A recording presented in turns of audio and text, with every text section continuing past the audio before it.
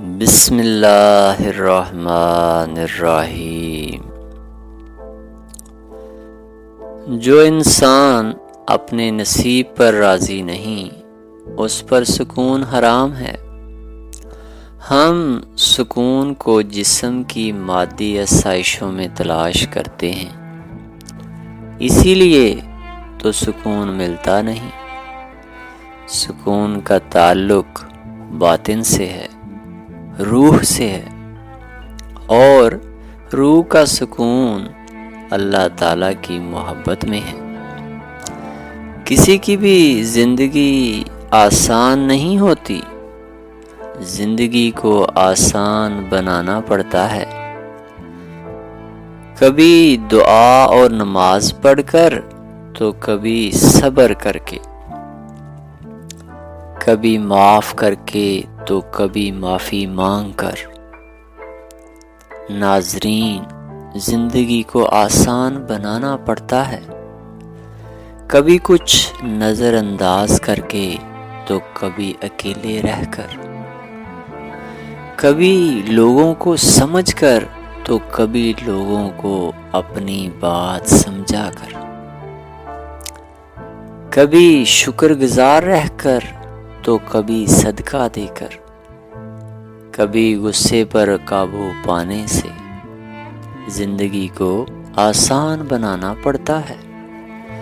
کبھی طاقت اور ہمت ہونے کے باوجود گناہ اور برائی سے دور رہ کر، اور کبھی لوگوں کو سیدھا راستہ دکھا کر،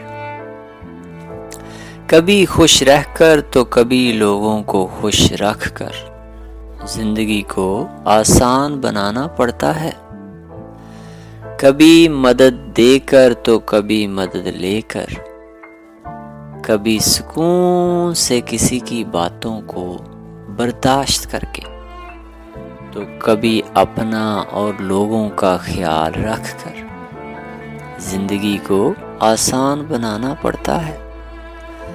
کبھی غلطیوں سے سیکھ کر تو کبھی گناہوں کے لیے توبہ کر کے، کبھی دعا لے کر تو کبھی دعا دے کر زندگی کو آسان بنانا پڑتا ہے۔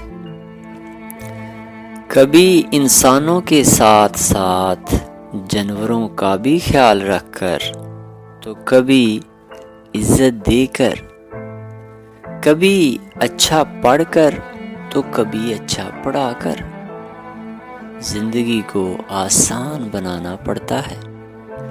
کبھی کسی سے کوئی اچھی بات سیکھ کر تو کبھی اللہ کو راضی کر کے، کبھی قرآن پاک کو سمجھ کر، کبھی اللہ کے لیے خود کو بالکل بدل کر زندگی کو آسان بنانا پڑتا ہے۔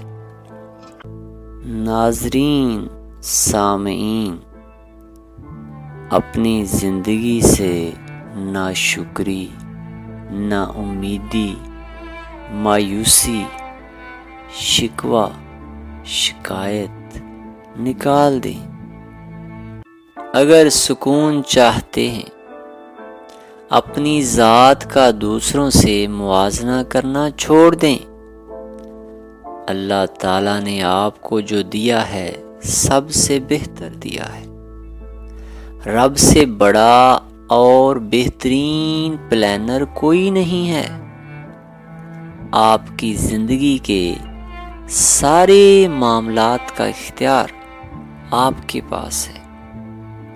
آپ کو آزادی دی گئی ہے، چاہے تو اس زندگی کو جنت بنا لیں، چاہے تو دوزخ۔